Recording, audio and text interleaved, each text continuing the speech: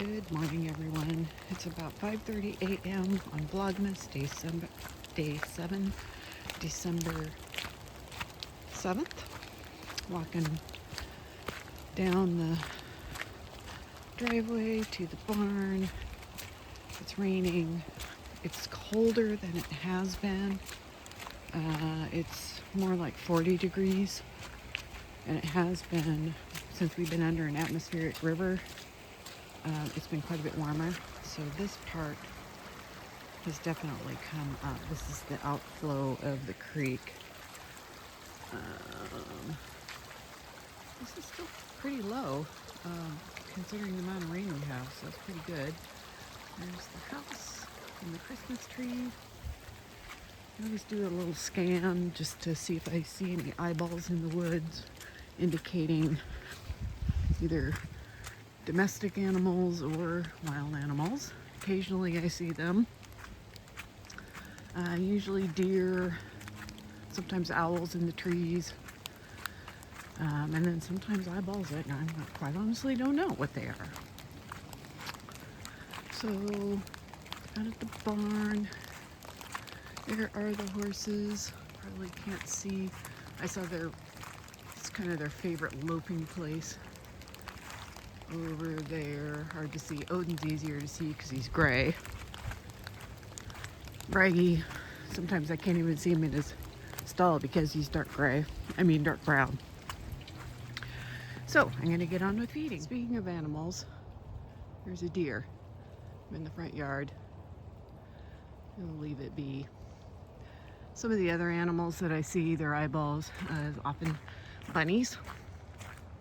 We do have coyotes and bears and mountain lions and bobcats around here, but we don't see those very often. Most often we see deer and bunnies. I'm back at the house. I'll see you later. Good afternoon, everyone. Welcome to my podcast. My name is Karina, and I live in the Pacific Northwest with my partner, our 2 kitties, and my 2 horses, which you have probably already seen from the video that I shot this morning. Since I've been doing Vlogmas, and this is day 7 of Vlogmas, I don't think I have always properly introduced myself. So if you're new here, welcome. And if you are a returning viewer, I really hope you're enjoying Vlogmas. I have been enjoying the heck out of making them, as you can probably tell because I've been rather chatty. It's pouring down rain outside, so I'm not going for a lunchtime walk today. I mentioned earlier in my walk out to the barn to feed the horses that we have been under an atmospheric river, and it is still doing that outside. So I think we're expecting a break tomorrow afternoon, and I am hoping to get out for a walk, hopefully with Odin. Hopefully we'll just take a short trailer ride up to the tree farm. Either that or we'll venture out onto the road that is just adjacent to us. It has a nice good sized hill. So I'm looking at my notes so I don't forget anything. I have some kind of big news, and it has to do with a project that I've been working on for quite a while that I'm going to frog. So I'll talk about that later. Stay tuned. So I'm going to start with what I'm wearing. This is a scarf. It is called a ZickZack scarf, I believe. It's made from 2 strands of fingering weight yarn. So just alternating rows. The main color is the red that you see, and the alternating color is a variegated fingering weight yarn that has blue and green and light blue, and I think there's even some orange in there, which is why I decided that this would match kind of this warmish toned red commercially made turtleneck that I have on. Yes, I am indoors. Yes, I dress like it's the Arctic, even indoors. I think it's because I have a desk job, and you know, if I sit a lot during the day, I just get cold. I find I'm a lot warmer in the evening after I've been out doing horse chores. So I can't remember if this is on my Ravelry project page. I will try to find the pattern and link it in the show notes, which is if you look at the down arrow in the description box below this video where it says see more, just click on that down arrow and it will have the all the description and the links to my projects, the yarns that I'm using, and just a description of the project, the Advent projects that I'm working on these days. So, Advent projects. I have 4 Advent projects. One is the Bakery Bears sock MKAL that is based on the Nutcracker story. So I showed that in the opening footage, the like 4:15 a.m. footage, you know, where I am with that. I will show an update tomorrow because I just want to show you the completed sections that I have done, both socks. So I'm almost done with today's updated section for sock 2. So I'll share that with you tomorrow. Another one that I'm working on is the Tellybeans Shawl, and I think I brought that up with me. Is this what I brought up? Yes, I did. So last night I decided, because I have 7 whips on the needles, including these 4 Advents, I decided I was going to work a little bit on each project last night. So I did make some progress on the shawl. This is an Advent shawl. I think it's called, I have seen this, the name of the pattern, I don't know how many times, and I keep forgetting it. It's like Grand Opening or something like that. What is she calling this thing? Here's what the shawl looks like. And she is releasing a section of this pattern every day. I am on day 4. Grand Opening is what it's called. So, and she released the 7th part this morning. They're not very long sections, but I'm not working on them as much as I am working on some of the other projects. My computer just shut off. How dare it? Doesn't it know how much I rely on its notes, and now it won't recognize my fingerprint? So, so this is a Polka Dot Creek bouquet. It's a 2023 Advent bouquet, Polka Dot Creek. So these Advents come in there's different options, and I chose the 2 full skeins with these 24 skein mini skein bouquet. I am on color 3. I have used, let me show you the right side. Yes. So here's day 1 and day 2, which I use the same color.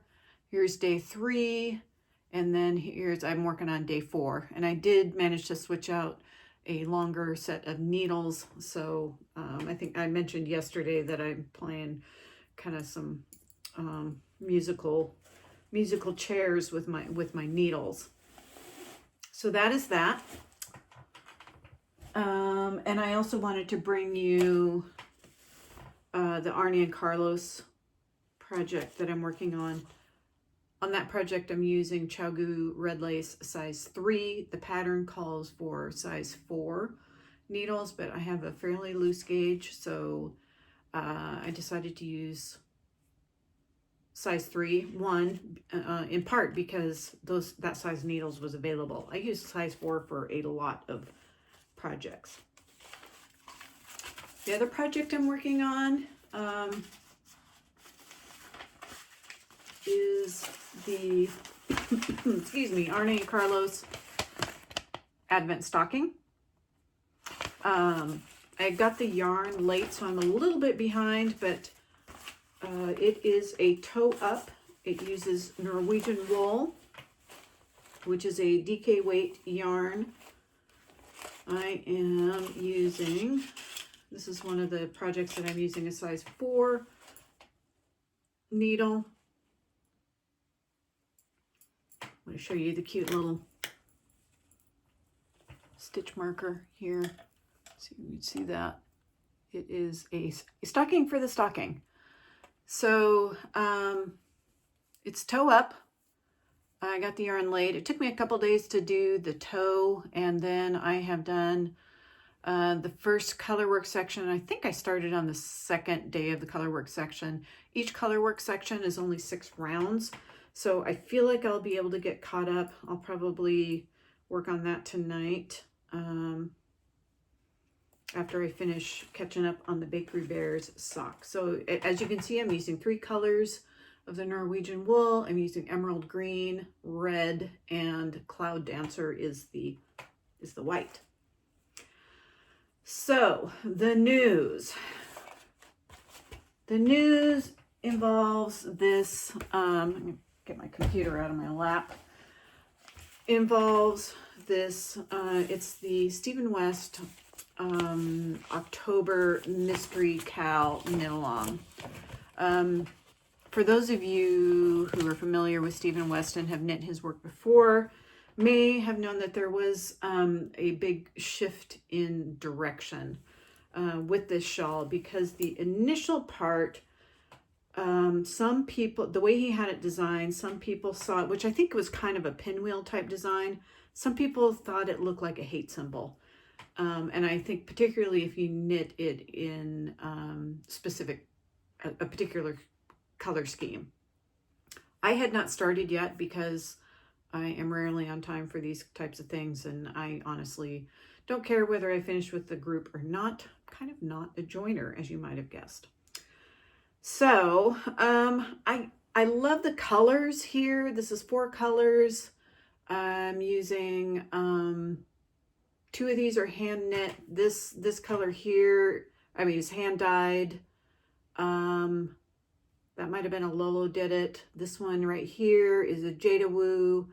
And then this green and this blue are a commercially dyed yarn. It's a merino. This is all fingering weight yarn. So I was getting finished with the section that I was working on, which is this side is theoretically finished. And I'm going to point that out to you again here in a minute. This side, as I was finishing working on the last color stripe, I realized I had knit 1 full repeat of the stripes. So this side has 4 more stripes than this side of the shawl. As I was looking at this, I realized I had also gotten the right side and the wrong side backwards. So this is supposed to be the right side of the shawl. As you can see, the stripes are on the wrong side. So, like I said, this shawl has been taking me a long time. Part of it, I can't say I have really been enjoying knitting this, and it doesn't have anything to do with the pivoting in the beginning. Like I said, I hadn't even started it yet, so I wasn't even attached to the project at that point. Stephen West, to his credit, gave a lot of options on how you could kind of make this central square maybe a little more interesting. I didn't have a problem with that. I just felt like there was a lot of repetition in this shawl that I wasn't getting super excited about. So I am going to frog it. And with that, I will have, the good news is I will have 2 sets of size 4 needles, because I have this on 2 sets of size 4 needles. And I'm going to make a different shawl. I'm looking at I think it's the Aurora Cabin shawl that he did for the hybrid knit along last winter. I'm going to take a look at that and see if that's a pattern that I would like. I knit Exploration Station. I can't remember if it was earlier this year or when it was. I really enjoyed working on that shawl. It was just, it was fun to knit. So I'm not, you know, of course last night I was a little disappointed and a little pouty about it, but now it's fine. I'm actually kind of I don't care about. I frog things all the time and reuse the yarn for something else. You know, I get tired of something. I mean, I frogged a poncho I had made some time ago and knitted into something else, and then I didn't like the thing I knitted it into, so now I have that yarn for another project when the spirit moves me. So that is what is happening with that project. So stay tuned. I guess the good news is I only have 6 whips now, and one is including a gift knit that I probably ought to finish up. So yeah. I do have some advents. The Legacy Fiber Arts Advent I will open tomorrow. I have a Scrappy Advent that I could open right now. I have been sharing that as the days go on. Oh, day 7. Isn't this cute? So yeah, this was a Scrappy Exchange arranged by the Creabea, a very prolific knitwear designer who has a podcast and is based out of Edinburgh. So she matched up people who were interested in doing the exchange, and I did the exchange with a person from Portland, Oregon, which is in this region, I suppose you could say, since I am in the Pacific Northwest. So she has provided me with some really interesting little scraps and often some goodies. So I think I'm getting a little greedy. The last couple haven't had any goodies, and I'm like, rats, darn it. But that is okay. It is very generous. I didn't realize that she had stamped these as well. She didn't say what this yarn is, because she had written in each other label what the yarns were, but this is a speckled, it looks like it might be worsted weight. So yeah, I am looking forward to incorporating these. When I'm done opening them, I will sort them out per weight and just figure out a way to incorporate them into something I make, because they are, I think the minimum weight was supposed to be like 10 grams. And this Advent only goes until, let's see, I have day 8. Let me count here. 9. Oops, 9 fell out of its bag. Pretend I didn't see that. So I think there was only supposed to be like 12 or 13. Yeah, so there's only a few more days of this. Well, I guess technically like a week. So I'm going to put these in order, and I don't know, there was another little goodie that fell out. Raspberry preserves.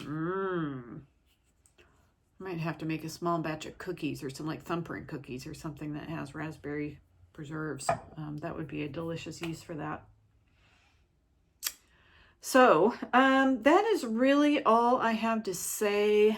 I did a little bit more training with yeah, it was Braggy this morning. No, actually it was Odin that I did this morning, because Braggy was in his stall when I went to let him out. And usually Braggy's the one that's, you know, raring to get out of his pen and go join Odin. But Braggy was enjoying his hay. Maybe he was enjoying being out of the rain, because it rained all night, and the horses have access to their stalls all night long. They choose to stand out in the rain. I could say I don't understand it, but I guess I kind of do understand it. I mean, horses are prey animals, so they live their lives in the way that feels the safest to them. And I think being out in the open where they can see and hear and, you know, stand facing opposite directions from each other, they have a really good view of everything that goes around them. So I think it's just where they feel safe. And feeling safe is more important to them than feeling wet. I feed them more hay when it's raining, because horses are well adapted to cold temperatures. But here in the Pacific Northwest, where we get a lot of rain, it tends to flatten their fur out, so it doesn't insulate as much. But horses are big kind of digesters. They have 3 stomachs, and they eat hay and, you know, other things that would be inedible to us, because we don't have the gut bacteria or the number of stomachs required to digest fibrous material like that. But anyway, that's a lot of how they not only get their energy, but they also heat themselves is through about 10% or so of their body weight in hay every day. So I tend to give them a little bit more when it's raining, just because so they can heat themselves inside out. And they seem to do fine. They don't act like they're cold. Every once in a while I see Braggy shivering because he has a thinner hair coat than Odin. Odin is he's hairy like a buffalo, whereas Braggy has a hair coat more resembling like a Arab or a thoroughbred. But you know, he gets more hay, and he gets more alfalfa pellets, and he actually gets more alfalfa hay, which is also warming. So that's how I manage that, since they prefer to stand out in the rain. They also shelter under the trees, which, you know, may provide a little bit of shelter, but it's, you know, right now, since it's been raining constantly for the last many days, at least a week, you know, there's nothing that's dry out there. I mean, I'm not even convinced that the inside of their stalls are dry, just because they're, you know, the floors are rubber stall mats, but you know, when they come in, they're dripping wet and they just drip on the floor, and it just takes forever to dry. But they're fine. They're, you know, have good weight, good hair coat, good appetites. So I think weather is just weather to them. So on that note, happy Vlogmas Day 7. I'll see you tomorrow.